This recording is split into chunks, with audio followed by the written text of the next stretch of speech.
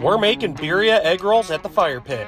It's all the love of birria tacos, all within an egg roll. Let's get into this. We got a 5-pound chuck roast and we got some prep work to do.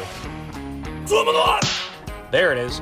We're hitting it with a binder. We're going to use the hot sauce from Killer Hogs. Make sure you cover both sides of this. Then we're going to hit it with that Grande Gringo from How to Barbecue Right. We really want all those delicious flavors tied into this chuck roast, because once you get that all nice and tender, it's going to fall right apart.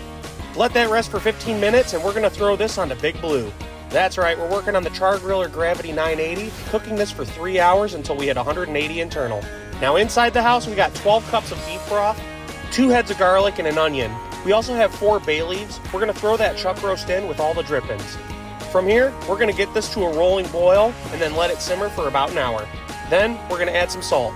We're also going to add about 12 guajillo chilies, 3 anchos, and 5 to 8 arbol chilies. Cut the stems, remove the seeds, and throw them in the pot. After 2 hours, we're taking all of our vegetables and throwing them into a blender with some peppercorns and cloves. Then we're going to take all that blended goodness and put it through a strainer. All we want are the juices from that. We don't need any of the fibrous tissue. Once you have that all strained, it's real easy. You let it simmer for 2 more hours until it's nice and tender. What you're left with is a nice beef fat on the surface of the consommé and a super tender chuck roast.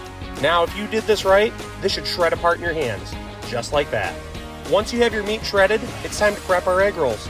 We're going to start off with a nice Mexican cheese. You could use queso fresco or some quesadilla cheese. Add some of that birria mixture, then some diced onion. You could also add cilantro, but that's completely optional. I prefer to have my cilantro in the consommé. Continue this process until you have all your egg roll wrappers filled. Then we're going to take these egg rolls and put them into some peanut oil, or beef tallow works really well. We're only cooking these until they're nice and golden brown. Once they're golden brown, put them on a wire rack and you're done. We got our consommé with some diced onion and cilantro, and we're ready to break into this bad boy.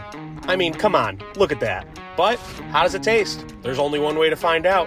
We gotta dip it in that consommé, then we gotta dink it and sink it.